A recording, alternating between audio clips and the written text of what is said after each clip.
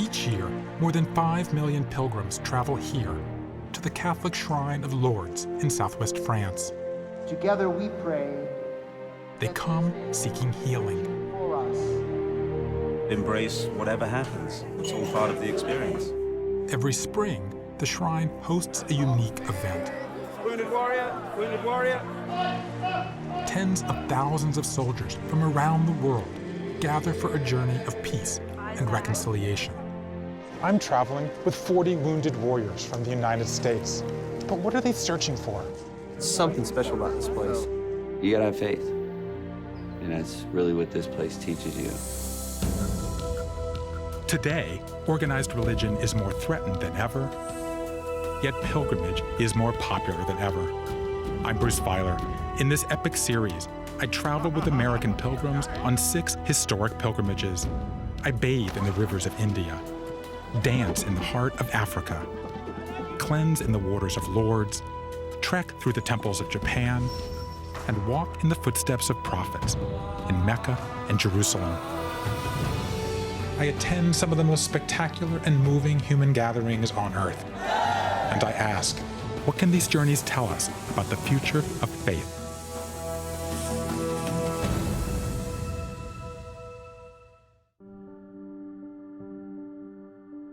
More than 2.5 million Americans have served in Iraq and Afghanistan. 1 in 5 returned disabled. These veterans received medical treatment, but many long for a different kind of healing.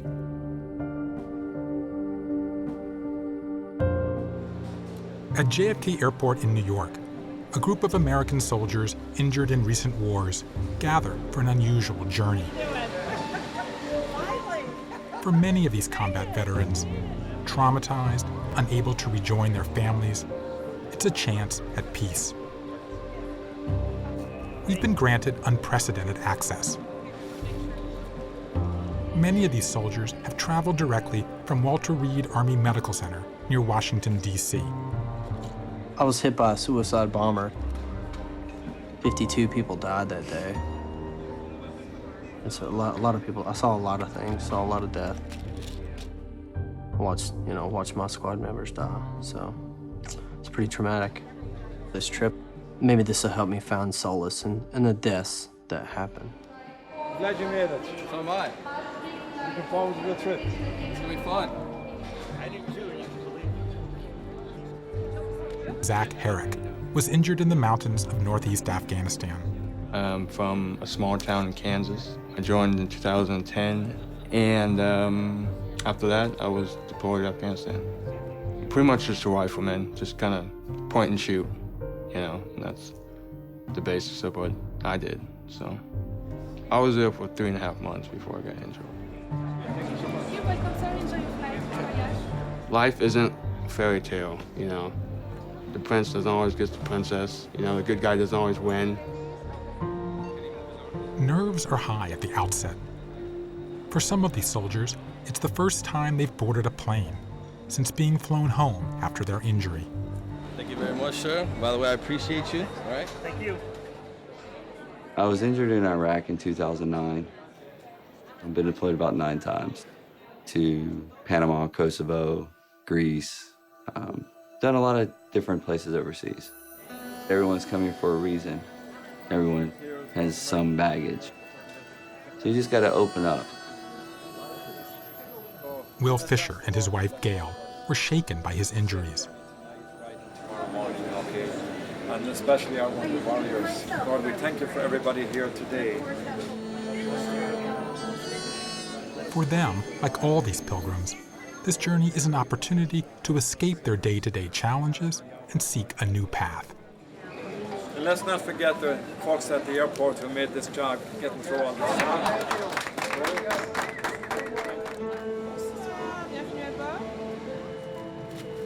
The soldiers are flying to a remote French town on the mountainous border with Spain. Lourdes is an improbable destination for a pilgrimage. Unlike many sacred sites, no ancient events took place here. But in 1858, a 14-year-old peasant girl named Bernadette announced she had 18 encounters with the Virgin Mary in this unassuming town. Lourdes has become one of the holiest Catholic pilgrimage sites in the world, visited by more than 5 million people a year.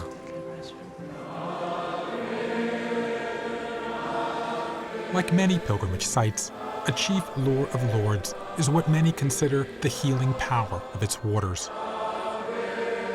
Those waters come from a spring, where Bernadette said she encountered the Virgin.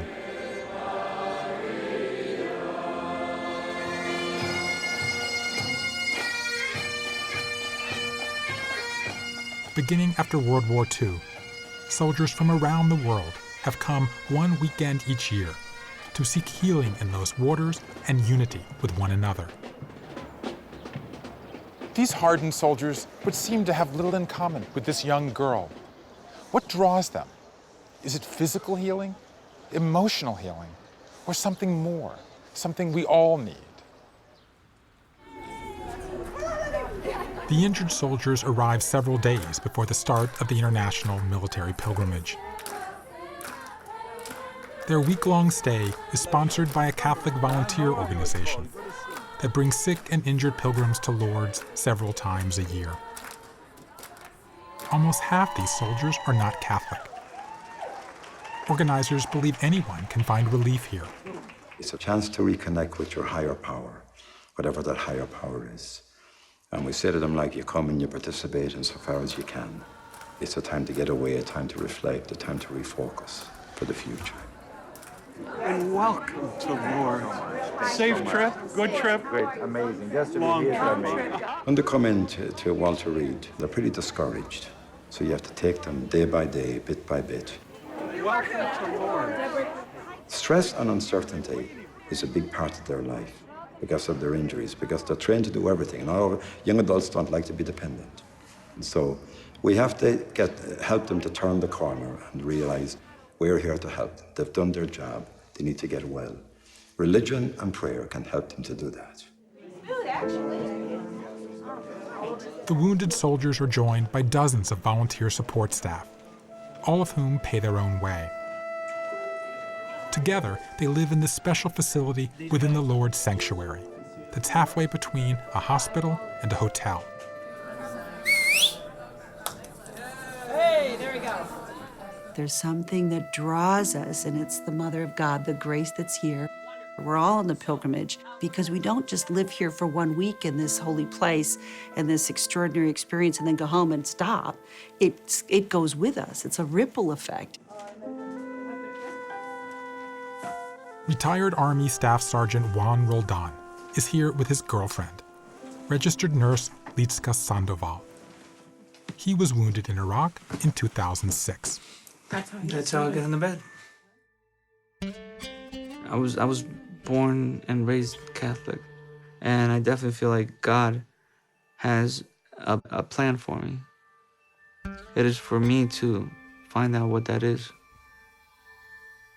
When I first got injured, when I was waking up, when I was having nightmares, when I was having anger issues, when I felt like there was nothing for me. Like, why me? I felt worthless. I felt like I felt like I wasn't enough. Like I would have been better off dead.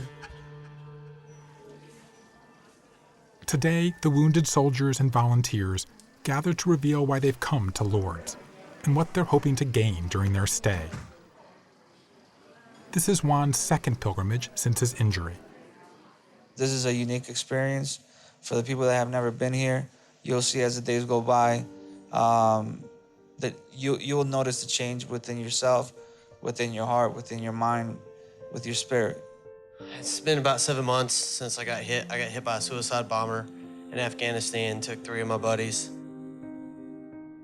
Hi, I'm Chris Pazer. Can't figure it out, I'm blind. I was wounded in 2004 over in Balad, Iraq. I was an infantryman, like many of you out there. I was also a combat engineer. When people ask you how you feel, and damn it, I'm a soldier, I'm a man, I feel fine. But also having an opportunity... Hugh Fisher is another returning pilgrim. He served with the British Army before becoming an American citizen.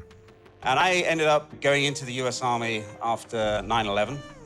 And I will be absolutely candid with you. At the end of my time in Iraq, I'm sitting there with the barrel pointing at my chest. Because I've decided, obviously, I don't want to shoot myself in the head because that will leave a mess for the children.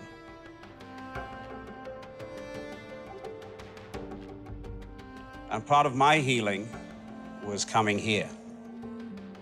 If you see me kind of on my own in the back every now and then, it's probably because I'm dealing with a bad day. I spent a year living with the Afghans. Being in this sacred place allows these wounded warriors to access feelings they may have hidden from others, and even from themselves. Most of these soldiers are not used to speaking openly about their pain. It's taken a lot for me to get up here and talk to you all. I'm pretty much kept to myself, any stuff that I've gone through. I have 9 deployments. My wife is my 5th wife due to my deployments. So it's hard on families. I've got pictures and pictures of Marines that I can't see anymore. I got pictures and pictures of my Army brothers and sisters that I can't see anymore. Each one of us has gone through something totally different, but yet we're all the same. I feel like I'm home when I'm surrounded by other veterans. You know, we all raised our hands. We all went through the training. We all laced up our boots, put on our camos, and stepped up to the plate when it was needed to. I lost my legs. I have a spinal cord injury. I suffer a traumatic brain injury. But I have so much more in common with the other veterans than that.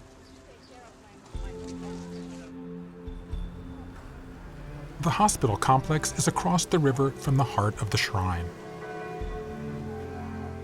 With more than 23 separate chapels and sanctuaries, including the Rosary Basilica, with its grand ramps curving out into the manicured square, Lourdes is sometimes criticized as being overly ornate. But the emotional heart is around back, at the site of the original vision.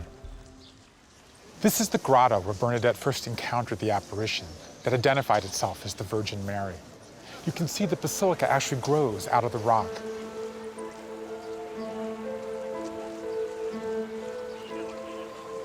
Inside the grotto is the spring, which Bernadette says the Virgin told her to drink from and bathe in. For pilgrims, this water is central. Some drink it, others bottle it to take home. And then the miracles occurred, and she was really... But for many, the highlight of their stay is when they enter a private chamber and bathe in the water itself. Some expect to be cured physically, while others hope for a general blessing of good health, or to be relieved of psychological burdens. We pray to the Lord. For all of our deceased brothers, Sergeant James Pierce is in search of emotional healing. that they may attain the eternal happiness of He's been treated for the shrapnel injuries to his leg and upper body, but like many, his heart is still broken. I lost my whole squad. A suicide bomber came up and detonated himself. It blew me on my back. When I sat up, his head came up and hit me in the head and rolled over. And I looked at it and I was like, you got to be kidding me. This right here had gotten my artery, so it was squirting about 7 feet in the air. And I'm pretty realistic, so I was like, I got about 5 minutes to live. I started losing consciousness towards the end of it because I lost so much blood. Behold the Lamb of God. Behold him who takes away the sins of the world. Blessed are those called... James only recently started walking again, he's in frequent pain. I don't think I could have considered myself coming on the pilgrimage before the injury. The injury has kind of opened my eyes to a lot of things. How much of this, for these soldiers, is about fixing what's broken? What they've told me is they're looking for healing. Not necessarily that cure, but that healing, that internal healing, which is a lot different than looking for a simple cure. Healing is like, there's nothing neat or magic bullet about it. The biggest thing they want is encouragement. I usually tell them, just be open. Allow your heart, your soul, your mind, your spirit to open up to what God has prepared for you. I want you to walk alongside us and guide us. When the injured pilgrims arrive, few know much about Lourdes or about Bernadette Soubirous, the local peasant girl who tended sheep on the mountain hillside overlooking the village. On February 11, 1858, Bernadette was gathering firewood beside the river near the grotto Massabielle when she said she first saw the unidentified apparition. Religious scholar Ruth Harris says stories like this were common in the 19th century. In this part of the world, many, many apparitions are seen by shepherds and shepherdesses. Apparitions were often seen as having some relationship with the natural world, and grottos in particular were a place where apparitions occurred. And the place of Massabielle is very particular. It's a place that has a reputation for having perhaps supernatural creatures there. Bernadette describes seeing a young girl, about her age, dressed in white with a blue belt around her waist, standing where this statue is today. The beautiful apparition didn't speak during that first visit, but wordlessly prayed the rosary with her visitor. At first, no one in town believed Bernadette, including the local priest. Bernadette was a nobody here. She hadn't made communion, she was 14, couldn't read and write. The vision says to her, will you do me the pleasure of coming here for 2 weeks? And Bernadette never forgot that. She, little Miss Nobody, is treated as a person. She spoke to me as one person speaks to another. And I'd say that is the vision that Lourdes has. The fragile, the weak, are the most important people. Bernadette said that over time, the apparition eventually identified itself as the Immaculate Conception, a new name for the Virgin Mary. Stories quickly spread of miraculous cures, and pilgrims began to flood to the spot. The church, still skeptical, took 4 years to investigate before proclaiming in 1862 that Bernadette had truly seen the Mother of God. The church in France had gone through terrible upheavals because of the revolution and was longing to reestablish its position. The church tries to reconnect the flock to Catholicism, and Mary is seen as the perfect intercessor. So the church endorsed the world of piety and also peasant piety that Bernadette represented in trying to re-Catholicize not only France but large parts of Europe. Lourdes beckoned to those who saw one of the poorest given the gift of the apparition. Lourdes was a poor, isolated village at the time.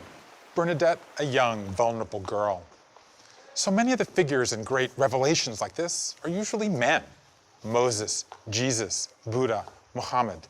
It's rare to see a young girl. But maybe there's a connection with Mary, herself young and vulnerable at the time she was visited by the angel.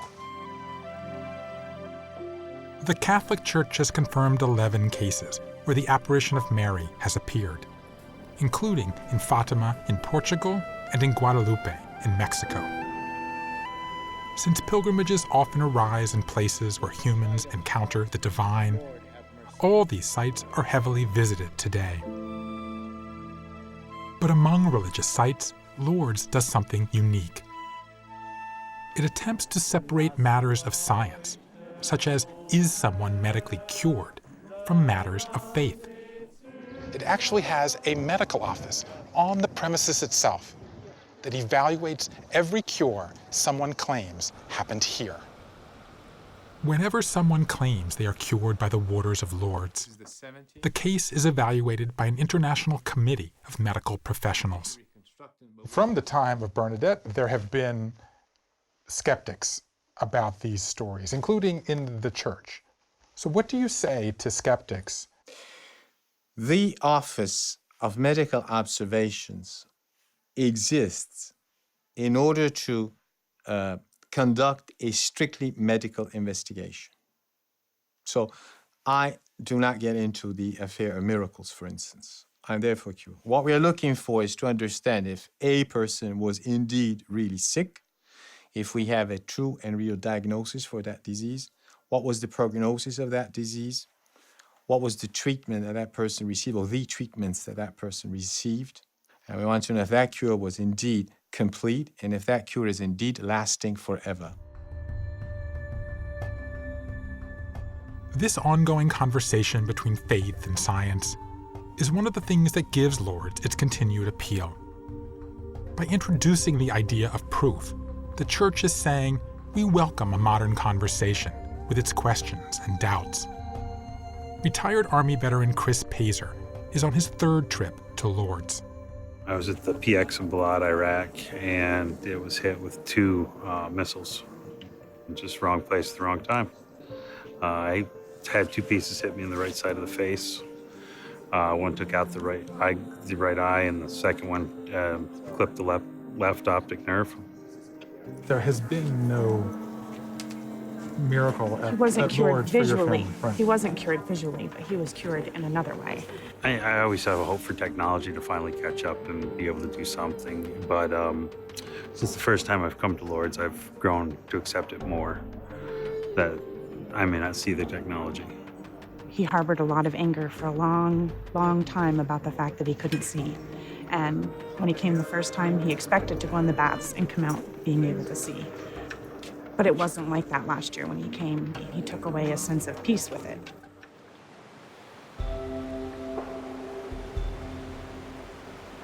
Walked that whole way around the village trying to find driftwood. And For the pilgrims, walking the streets where Bernadette once walked makes her story more immediate.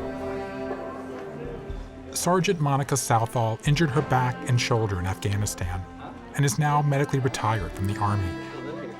She finds comfort being surrounded by other veterans. it's always great to exchange stories with other soldiers and learn what they've been through because they understand. Especially when it comes to PTSD, which is another thing that I deal with. Some people don't actually understand some of the things that go along with that, some of the depression, some of the anger. And talking to somebody who has gone through the same things or is currently going through the same things, it makes a world of difference. And it's raining, awesome. In Lourdes, like in similar sites around the world, pilgrimage is big business. In this town of 15,000, there are more than 270 hotels. And with 5 million visitors seeking blessing from its waters, there's plenty of occasion for excess. Everything in Lourdes is built around the pilgrimage. And wherever you've got millions of people, you've got millions of trinkets. We've got statues of the Virgin Mary. We've got candles of Bernadette. But the biggest thing for sale is water bottles, as you see, of all sizes here. And what you do is you take this water bottle, fill it up with water from the grotto, take it back home, and hope for a cure. For some pilgrims, the commercialism of the town can be disturbing.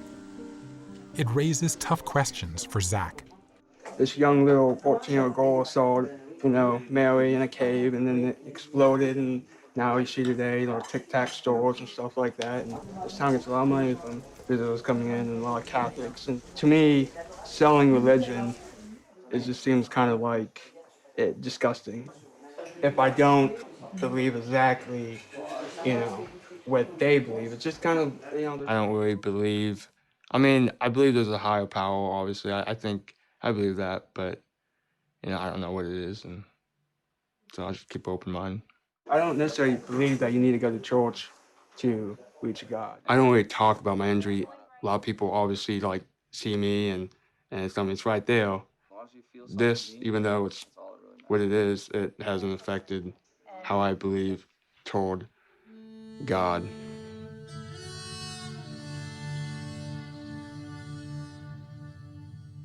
Well, I didn't know too much about Afghanistan. It was just strange, going over there, not knowing the culture or anything, what they, who the enemy is and stuff like that. We were doing a mission, a patrol. A village was down there supporting Taliban. So that was our base of a mission.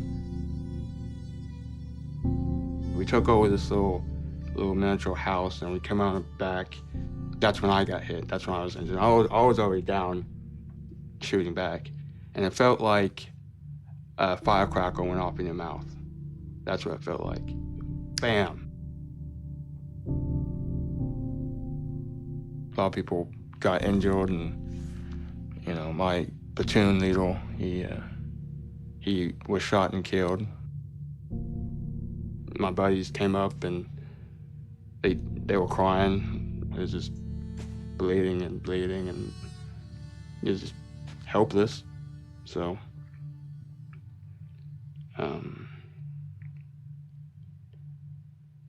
just things went through my head, and I was like, I'm probably gonna die, and it's okay. I was fine with it, to be honest. Sucks, but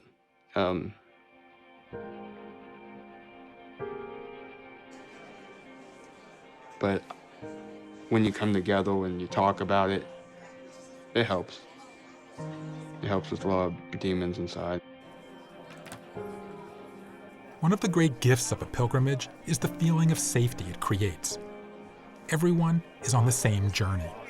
It's a brotherhood here. Something has to be done. We come together to complete a mission, no matter what branch of service we are. The question becomes, is there something greater? That camaraderie makes it easier to express your faith, your doubts. When you first come to a place like Lourdes, your instinct is to attack the story. Did it really happen? I believe in science. But having been to sites like this all over the world, I soon realized that those aren't the most interesting questions. Far more interesting than what may have happened here in the 1850s is what's been happening here ever since. Hundreds of millions of people have come here seeking something. For the pilgrims I'm with, they've had every scientific cure, but they don't feel healed. They want something more.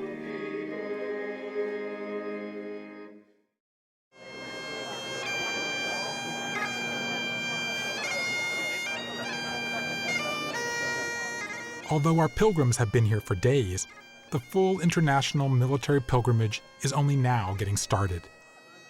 On the streets, a British Army band plays a lament for fallen comrades. No matter the nationality, all these soldiers have suffered loss. This is your war patch. United States Army Central Command is who I deployed with. I'm in the medical field. This is a medical caduce. I deployed to Iraq in 2008 with United States Central Command. Sergeant Gustavo Ruiz is a resiliency trainer. He helps soldiers and their families deal with the stress of war. A veteran of Iraq and Afghanistan, he too was wounded in service. I was raised Catholic, so I know exactly what I was getting myself into when I came. I just wanted to come and relate. Mm-hmm. I've been dealing with some personal things about faith, and so coming here was a step for me. Had some injuries in Iraq, and I don't sleep very well. Bad dreams, definitely changes in my life that I've seen. So I guess I fit the mold to come here, and that's why I'm here. Fit the requirements, I guess. So.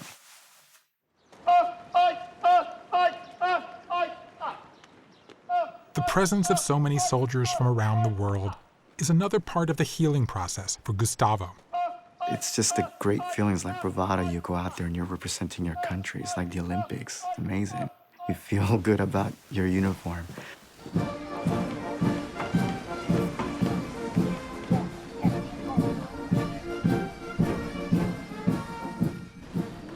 Soldiers have come from across the planet: Europe, Asia, Africa, the Caribbean, North and South America. Bringing together former enemies and allies alike, the pilgrimage transcends divisions. Here, everyone is bound by their shared experience in war and their shared need for peace. Today, we join an international mass in the main basilica. Consecrated in 1876, a mere 18 years after Bernadette first told of her encounter with the Virgin, this massive church shows how quickly Lourdes became a major pilgrimage destination. All of these soldiers have faith, and the combat experience and the loss damages their faith, and the purpose is to give rebirth to it.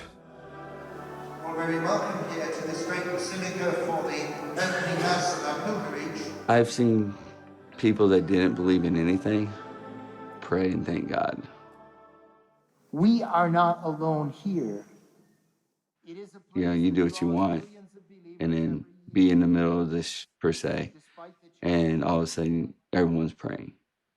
So, everyone believes in something.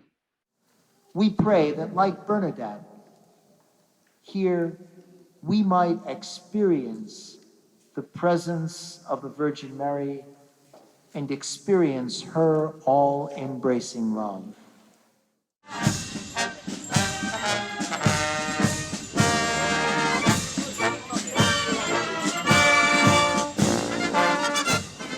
After Mass, the pilgrims join their fellow soldiers at the formal grand opening of the pilgrimage. The ceremony takes place in a vast underground basilica beneath the plaza. It's one of the largest churches in the world. The military pilgrimage began after World War II as a way to reconcile French and German troops. And look at it now. It's become a massive gathering. 35 countries are invited. This room holds 25,000 people, and they come every year for a gathering of faith, healing, and camaraderie.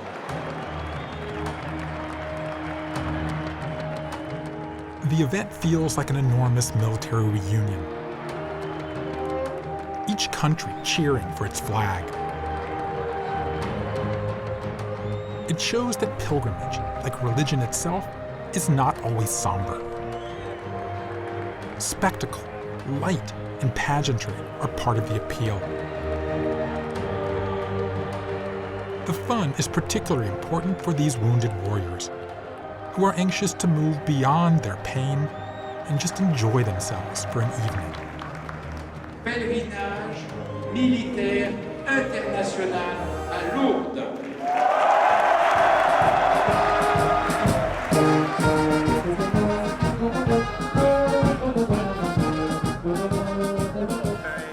After the masses and the processionals are over, the lights go down on the church and they come up in the town. The commanders and priests agree to look the other way.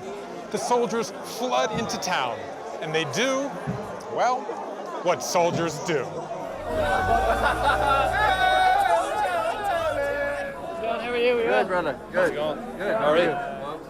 It's amazing because if you look around, you have every branch of service, every country's branch of service about here. We've all been fighting against each other, and now we're drinking beer together. It's intense. It's very intense. It's gonna get crazy for the nights out.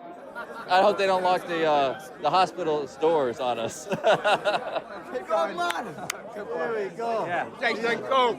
Where is that? Pepsi? Coke and vodka. Yeah. Hugh Fisher knows the importance for combat veterans of being recognized for who they are and what they've done. U.S. Marine, U.S. Army, yeah. Wounded warrior, wounded warrior. What's going on, man? It's the first time Zach has felt comfortable meeting so many strangers in public since his injury. It doesn't matter what language you speak. It's like you can connect on that level because you're all soldiers. Everybody seems to really appreciate what we do, and it's strange to hear that from people who aren't even Americans. So how much of this is about the military and how much of it's about the pilgrimage? I think the two kind of merge into each other. When you think of military, you think of that toughness and hardness. But then when you come here and having some of our injured service personnel with us, we all of a sudden realise, that there's a real gentleness there that we have for each other, and it's demonstrated hugely in a place like Lourdes.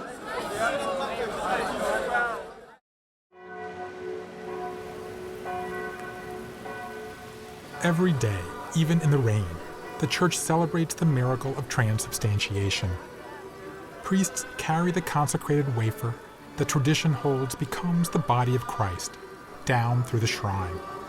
If we are able to, we are invited to bend on our knees to welcome our Lord who is coming to us today. I think the allure is not just about physical healing, but a healing that goes through the whole being.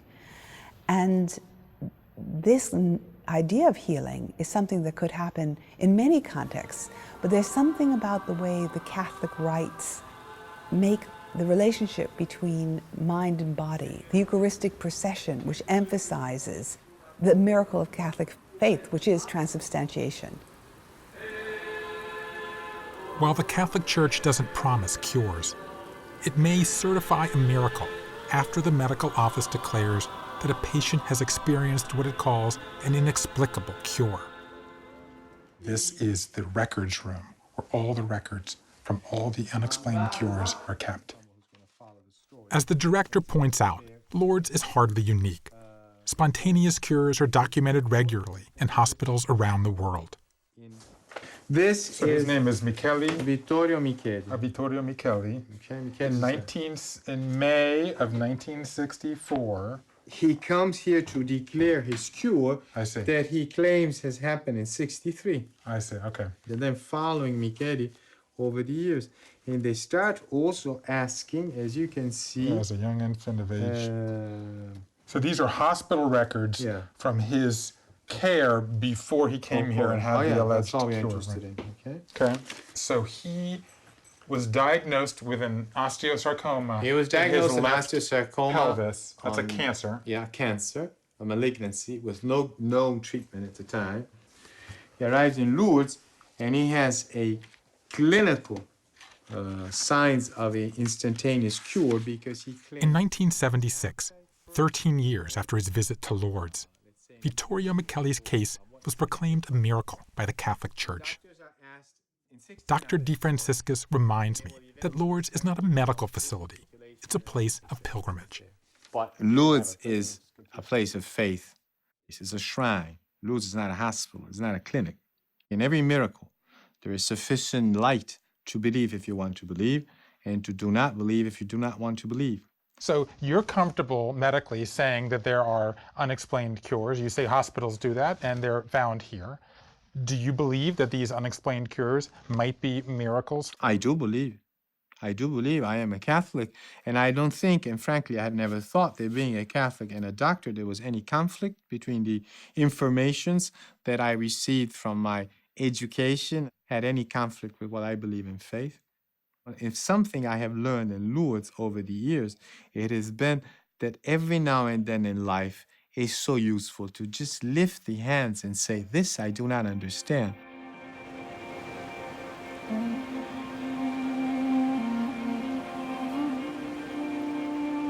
Today, for many, is the crowning moment of the week.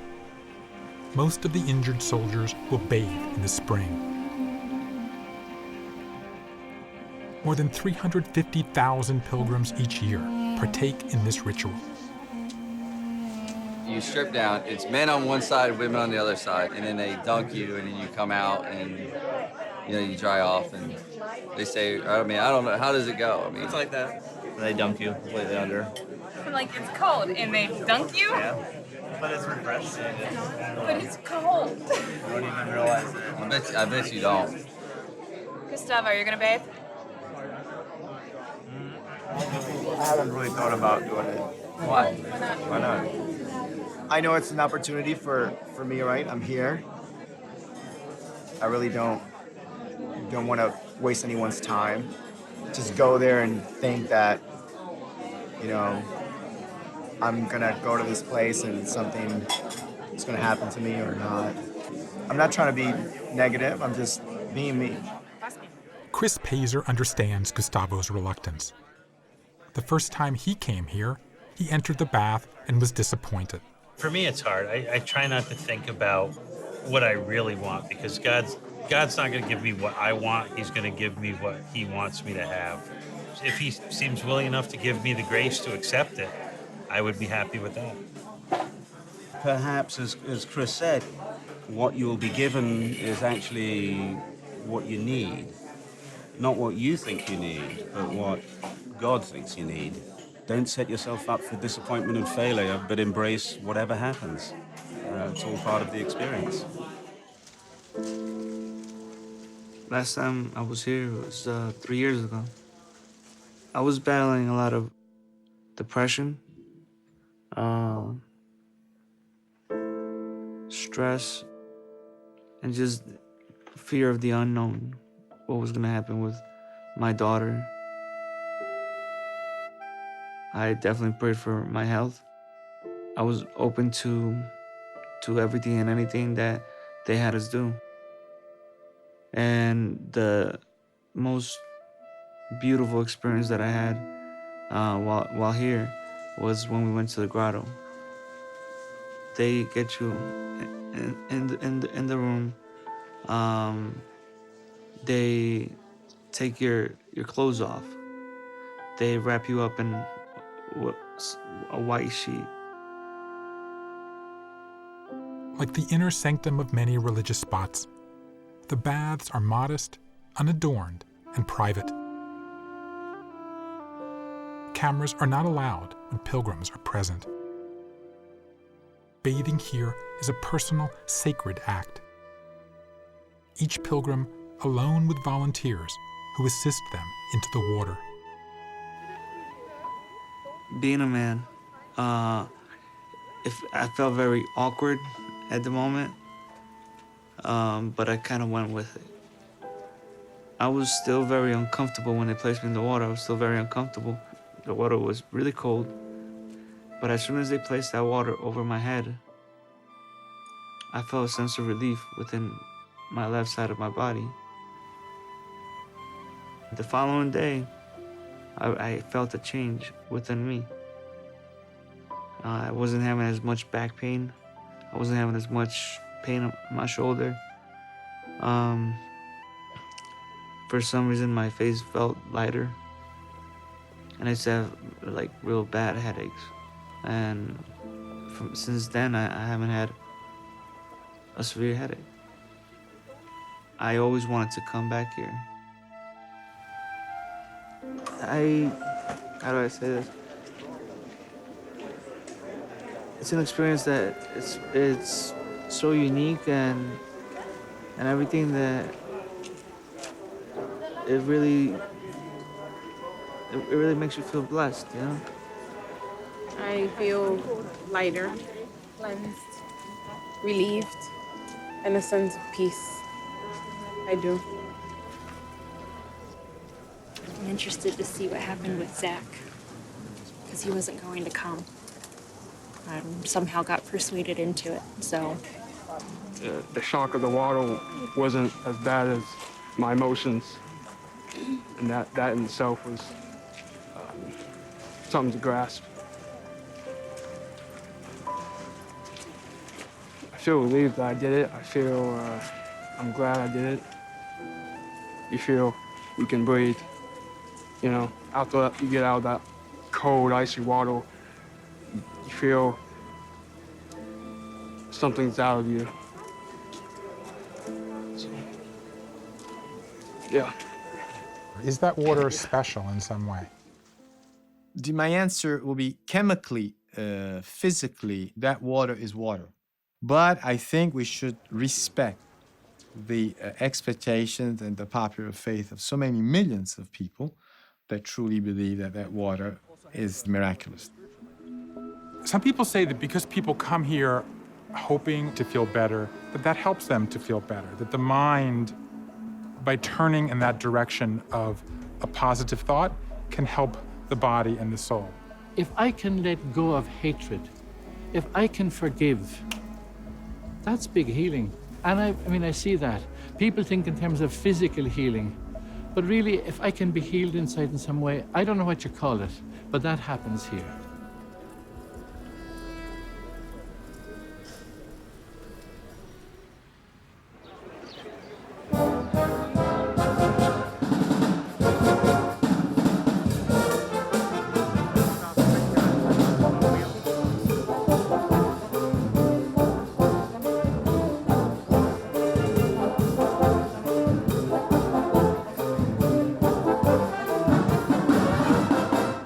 The last day of the pilgrimage. The sun has broken through. The pilgrims take some time to enjoy the festivities.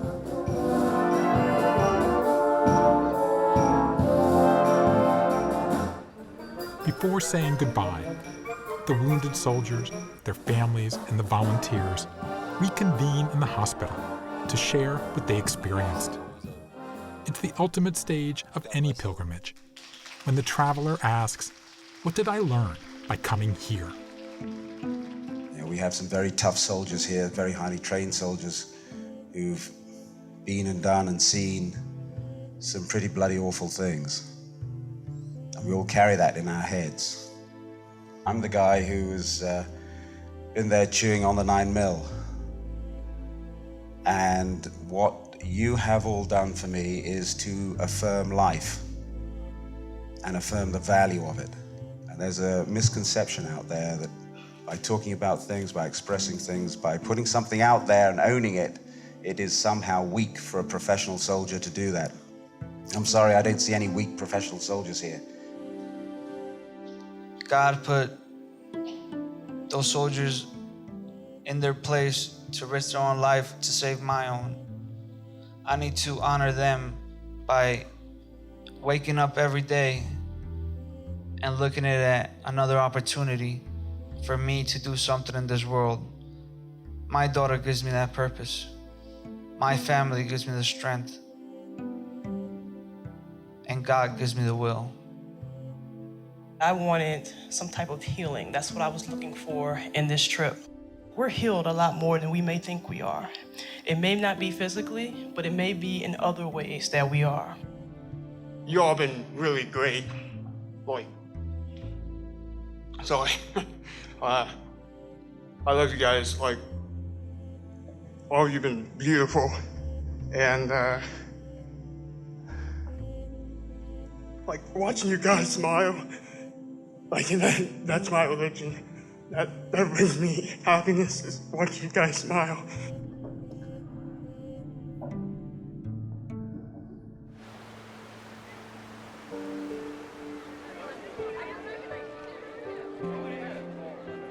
More than 500 American military have made this pilgrimage. They assemble one last time for the official photograph. Many of these soldiers are still on active duty.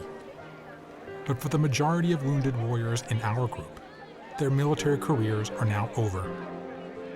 Tomorrow, they'll return home and try to restart their lives, carrying the lessons of Lourdes.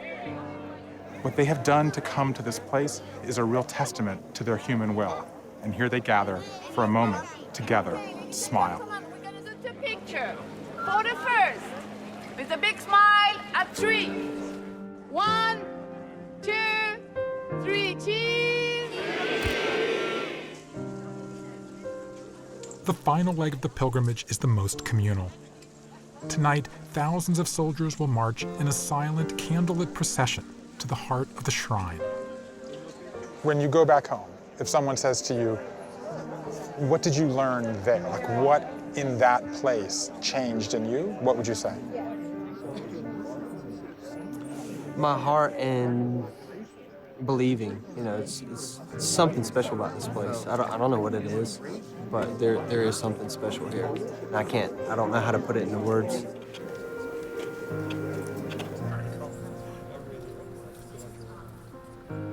Our family was very broken. After we came last year, he started stepping up to the plate and being the man that he was before he went to Iraq. When he came home with this idea that he was broken and that he couldn't do anything anymore. And that was not my belief. My belief was that he was still the man that I married. He could still be my partner. He just had to be willing to do it.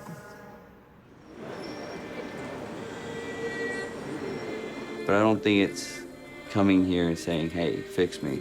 It's saying, hey, it's spiritual here. No matter if you're Catholic or you're not, everyone feels something here. And you gotta have faith. And that's really what this place teaches you. The procession will last more than 2 hours as it weaves through the streets alongside the river to the steps of the basilica. For many of these pilgrims, it's a long time to be on the move. I'm struck that pilgrimages, no matter where they take place, no matter who comes, are never easy. They're tough physically, they're tough mentally. And you throw in the challenges that these wounded warriors have, they are extremely difficult. And yet, when you arrive at the destination, you assemble all these people, and you throw in the light. A pilgrimage can be magical like few gatherings on earth.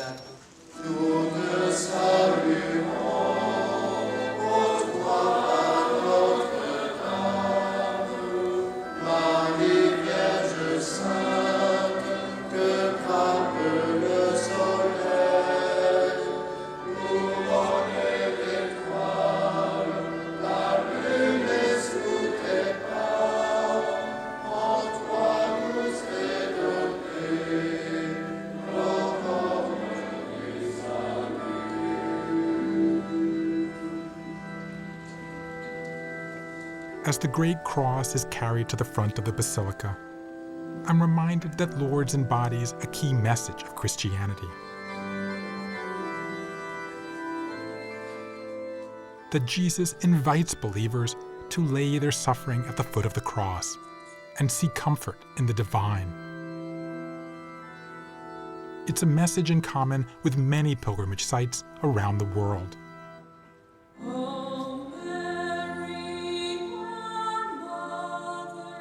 If you are troubled, curious, sick, or unsure, if you have faith or if you have doubt, come here. Bring your questions to this place, and perhaps you'll find answers. That, in the end, is the true destination of a sacred journey.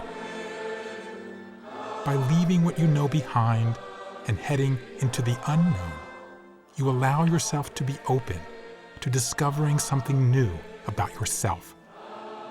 It's what some might call a miracle. I'm in Japan to witness one of the world's great pilgrimages. This historic Buddhist trail includes secret ceremonies and grueling climbs. It's a journey of learning about faith and what faith means to me. Shikoku, next time on Sacred Journeys with Bruce Feiler. Sacred Journeys with Bruce Feiler is available on Blu-ray and DVD. To order, visit shoppbs.org or call 1-800-PLAY-PBS.